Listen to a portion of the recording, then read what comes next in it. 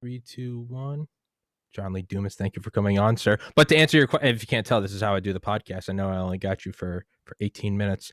I'm not a military veteran. I just like my flag, and I guess I like the short haircut. I always get asked that. They're like, military veteran. I'm like, no, not at all. Please. Look, you got the buzz cut. You're wearing like the Army fatigue green. I can do it. Yeah, I can do it. But the reality is no, I've shot a gun like 5 times. But I was reading your bio, man, and your story, and I do, in like the most eye-rollingly cheesy way, I do kind of see you as like where I want to be, in that I got into medical school in 2013.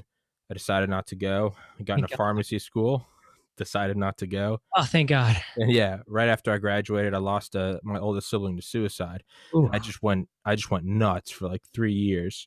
Got pretty suicidal myself and moved home. And a lot of unimportant stuff in between. Started this podcast in December 2019, and in the last couple of months or so, it's slowly started to make money. But both my uncles were physicians, and they both told me if I was smart enough to get into medical school, I was smart enough to make more money doing less work. Yes, and smart men. And reading your story, I mean, yours kind of sounds like mine on steroids. Like in the military for 8 years, like. Tried law school, wasn't for you. Tried corporate finance, wasn't for you. Just said screw it, and moved to paradise and have a podcast and create your own. So what? I mean, I know this is like probably like the most stereotypical softball question, but like, how do you do it? What do I need to do? Well, first, let me ask you this question: how old are you? I'm 30. Okay. So just, what I'm a big believer in, by the way, is never comparing yourself to anybody else who's further along in their journey, because it will only lead to despair. The only person, and this is not just for you, by the way, this is just a general thing I want your listeners to comprehend, is the only person you ever should be comparing yourself to is you yesterday. If you're winning that comparison, you are winning at life. And brother, I was completely lost and clueless and just had nothing but failures behind me when I was 32 years old. So I was 2 years older than you, still clueless, still trying to figure stuff out after dealing with depression and PTSD from my 13 months of tour of duty in Iraq. So I dealt with all that stuff as well. And I was still clueless at 32. And even if I was 42 or 62, like the ages doesn't even matter anyways. What matters is like, compare yourself to you yesterday. And if there's anybody that is like you, which you and I are similar in enough ways, just like, I'm similar to other people in enough ways, who has been there and done that and succeeded, you can too. Like if I can do it, you can do it. And if I can do it, anybody listening and watching can do it, whatever their version of that quote unquote uncommon success is. And listen, I mean, we could sit here and rap all day about, basically like what the next step is for you. And the reality is, as you know, we only have 15 minutes here together.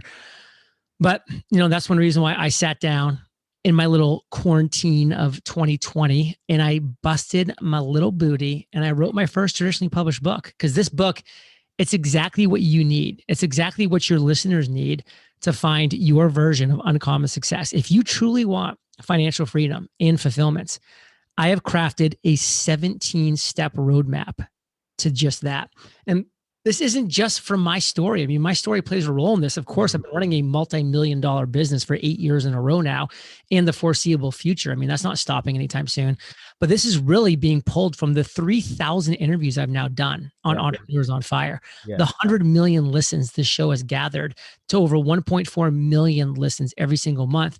As you know, I'm sure you've scoured it before. I publish our monthly income reports on our website.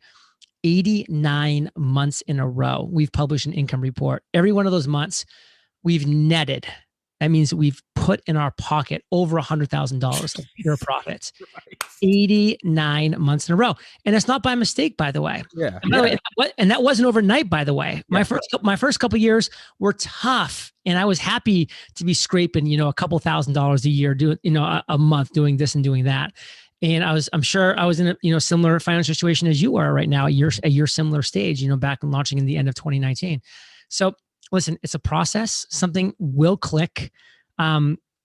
Will this put that journey on steroids? Absolutely. This is my book. This is everything that works in my life and the 3,000 entrepreneurs that I interviewed, what worked in their life. And not to mention the specifically 17 all-star entrepreneurs that I brought into this book contribute to it. The Russell Brunsons, Ramit Sethi's, Amy Porterfield, Pat Flynn, you name them, they're in this book for specific reasons because I knew they were the best person to talk about that specific step. And that's what this book is.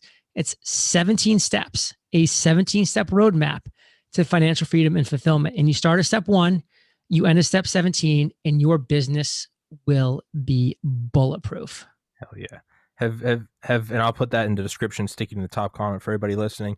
Have you ever, he passed away in, I think, 2019. Have you ever read any Ram Dass? Richard Alpert, he's like 92. He got fired from Harvard in the 60s. He was like best friends with Timothy Leary, the Harvard LSD experiments. He was a super successful guy, young entrepreneur, had his own plane, boats, island, all that stuff, and tried LSD and was like, this isn't, this life, this earthly life isn't for me. And he went to like the Himalayas and basically got lost with some like Buddhists for like 20 years and just like came back and just, but the whole point of that is he said that when he met a guy who became his guru, I think it was Maharaji, he said being around him was a lot like being around like a campfire. He was like, you didn't affect the campfire. It was going to be burning with or without you. And if you got closer to it, it was, you could feel the warmth, a lot like the sun, whether there's clouds or not, whether you're indoors or not, the sun's still shining.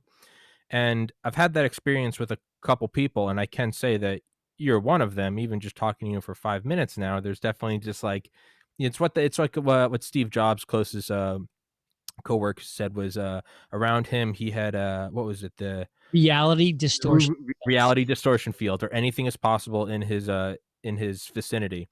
And I get that feeling from you. I got it from Dr. Eben Alexander, the author of Proof of Heaven. For you, laying that whole thing out, because I imagine it can only at least in my experiences, it only happens with people that are quote unquote, it's all relative, sort of above, where you are. You want to get closer to them. Out of the 3,000 people you interviewed, who are those for you? So you're the average of the 5 people you spend the most time with. That's how I end every single one of my podcast episodes, because it's frankly the truth. And that's why back in 2012, I joined a podcast mastermind to up my average. That's why I started interviewing people to up my average. Like right now, you and I hanging out, let's be honest, I'm upping your average right now. I just said it's a fact. Yeah. That's what I look for. I'm like, who can up my average? And I'm always looking to engage and interact with those people. So a great example is last year, I hosted a mastermind down here for like straight A ballers. I mean, I had people that were some of the top A-level players on my podcast over the past 9 years come to my home for 3 days, and we just masterminded, and I surrounded myself with them. I'll hold, virtual little private events where we're just getting together on a Zoom call and we're just talking. We're just sharing like one tip, one takeaway. Like I'm always looking to do that, which is why I continue doing my show. I've done 3,000 episodes now.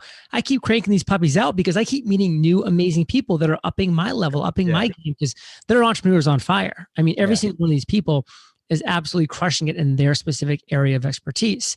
And that's how I continue to stay relevant. That's how I continue to stay razor sharp, laser focused, cutting edge, by surrounding myself with those people. And it's exactly what you're doing right now with your show. I mean, you've been doing this now since December or late 2019.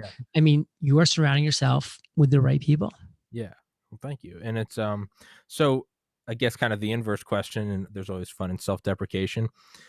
So if I'm definitely elevating myself being around you, what do you do when you have to be around people like me? Or let's say just, in general, you got like a mean person in your life. You have to cut them out, right? They are a cancer. They're a weed. I mean, if they're a mean person and they're cut out of my life, I don't have time for that. But if there's somebody like you who's hungry, who's, coming up in the world, who's got a lot to learn, but is also has different perspectives from me, I can learn from you. There's definitely things I can and learn from people that are at your stage in life all the time, because I can't stay on top of everything. So I'm always ears open, eyes open, having these conversations. Plus, what am I doing right now? I'm honing my skills. Every time I do an interview like this, where you're asking me questions, I'm getting better with my answers. I'm honing my skills. I'm sharpening my sword. And that's one thing that, a great Abraham Lincoln quote, that I'm sure was attributed to like 15 other people, but it's like, if you had an hour to cut down a cherry tree, like what would you do? He's like, I spend the first 15 minutes sharpening my blade, because that's what you need is a sharp blade. So right now I am totally sharpening my blade. So if one person watches this, 1,000 people watch this, or 100,000 people watch this, this is totally worth my time because I'm hanging out with a cool person, sharing my knowledge, my value, and I'm getting better at sharing my knowledge and my value. I'm honing my skills. I am crafting. I'm honing my craft. I'm improving at what it is that I do. Like, frankly, a lot of people in my podcasting community, Podcasters Paradise, say, John, how do I get bigger guests? Like, how do I grow my audience? And I'm like, I hate to break this to you, but your podcast sucks. And so you're not going to get better guests. You're not going to grow your audience because people are going to listen to this podcast and it sucks. But I got something to share with you. My podcast used to suck. It really did. But I put in the reps. I did it every single day for 5.5 years in a row. And I got a little bit better every single time. Now I've done 3,000 episodes. Like, of course, I'm a little better than when I started. So what are you doing to put in the reps? Like, I'll ask them that question. They'll be like, well, I've done 3 interviews. And I'm like, well, how many practice interviews have you done? How many times have you actually practiced your craft to get better? Yeah. And, there's people that gave me a chance, by the way, like Pat Flynn was one of my first few episodes. Yeah. And he didn't know if anybody was listening. In fact, nobody was because it was pre-launch. He came on my show. And since his podcast on my show has gotten hundreds and hundreds and hundreds of thousands of listens. So it's been a big win for him. And who knows, who the next JLD is in my world. Yeah. Maybe you. Yeah. Awesome. Well, yeah, it's, you're right. And that's one that I think that was like my mistake early on was I was like, I gotta get the first, right. I got to get the first big podcast, but it made me think of being pre-med. You don't just jack your average up to like a 4.0 and like, I just got to get an A on this test. And it's like, no, you got to get A's on every test and every course and every semester. And as it goes, the average slowly comes up. It sounds like yeah. I found that with episode 95, I had on Mike Durant, the quote unquote pilot that was shot down in Mogadishu, that the whole movie Black Hawk Down is about. Yeah. And I had him on him. I was like, I remember I finished it and I started uploading and I was like, I made it. I'm there. I did it. And, I got like 5 more subscribers and I was like, what the hell? And then like, because that's not always the answer. That guy might not have, whatever. Yeah. Yeah. And that kept happening. I had on a brigadier general from Obama's National Security Council. I had on Charlie Duke, the 10th man to walk on the moon. And every time I'd have someone on that, like that, I'd be like, I did it. I made it. Getting some really unique and cool guests. Congratulations. Thank you, man. It's I can put you in contact with any of them if you'd like. Yeah. Listen, it's weird. It's like the weirdest thing is going to click and it's going to take off. And then people are going to come back and listen to your back catalog and they're going to love it. And so it's just like, when. It's not if, it's when is that going to happen. And it's going to be sometimes when you least expect it. Like there have been episodes that I was like, that was a horrible show that I just recorded for my podcast. And then I'll get like 15 raving emails about it. And I'm like, what? You actually enjoyed that? I thought it was terrible, but it hit the right people at the right place at the right time. Yeah. So for you, what are your, so again, like me, I kind of take off by, I don't know, I got 4 more minutes with you. If I always look at, I don't look at like the peak of them or the summit of the mountain. I kind of look at the next spot. I'm like, where can I get the next guy? Where can I get the next guy? But way off at the height, there's obviously like, man, I'd love to talk to Joe Rogan or Elon Musk. Right. What are your like, for someone like you at your subjective level of success? What are the people that you're looking at and you're like, man, if the stars aligned, that's who I get? Yeah, I understand you having those kind of stars. It's not in my world. I just don't operate that way. I'm not saying I don't have, like there was definitely my hit list that I wanted in the first couple of years of my show. And I was able to get those people like Tim Ferriss, Tony Robbins, Gary Vaynerchuk, those are people that made sense for me, for my business, for my niche, for entrepreneurs on fire. Now it's just like, I know the right people find my show. Like I no longer go fishing. I get 400 plus inquiries every single month for people that want to be on the show, that are applying to be on the show. And it's my team's job to whittle down those people who proactively want to be on my show to the 15 to 30 that I actually have on my show. So that's where I'm at. It took a while to get here. That was a tipping point that happened, years ago, but it wasn't overnight. Yeah. But that was the process. What is your goal for is there like an abstract indirect goal? Like for instance, for like what I want to do it's indirect from podcasts. What I want to do is make as much money as I can throughout my life, and then I want to donate it to MAPS, the Multidisciplinary Association for Psychedelic Studies. They do things with PTSD and veterans. Instead of using sertraline and Wellbutrin, they use things like MDMA or psilocybin, and they find it greatly reduces the rate of suicide, of trauma. And as someone that lost a sibling to suicide, that's something that's very important to me. I want to raise as much money as make as much money as I can through this podcast, and then fund something like that I know won't get government funding before I die, because I know that's what will leave a better impact on this world. And it's completely, when people ask me, what's your long-term goal with the podcast? I'm like, hear me out. It's a little weird. Yeah. Do you have something like that where it's like, it's like Elon Musk saying, I'm going to get to Mars, and I'm going to get to Mars by building the best car. Yeah.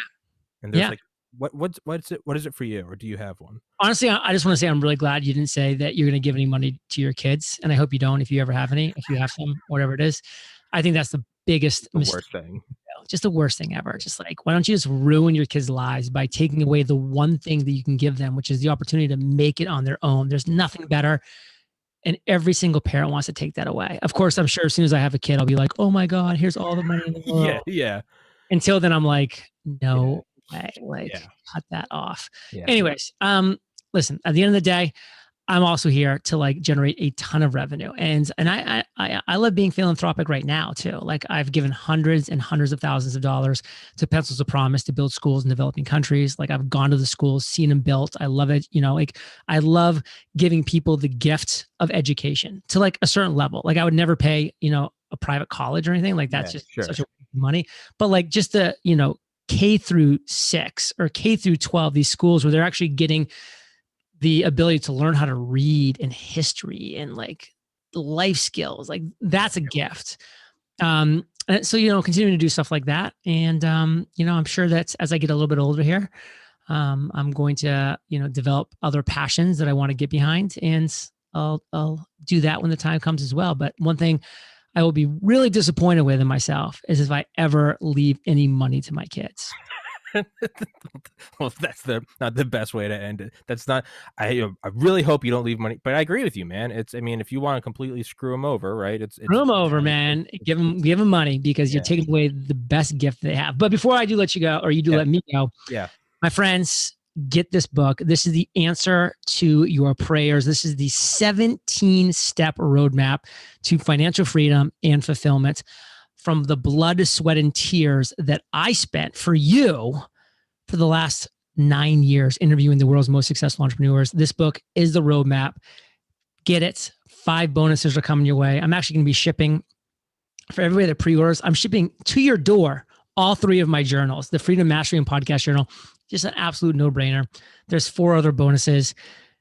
Don't be crazy. Go pre-order right now. UncommonSuccessBook.com. UncommonSuccessBook.com. Look at those guns. I'm impressed, brother. Yeah. I'm out. You're the man. All right. Thank you so much, John. You have a great one. Take care, buddy.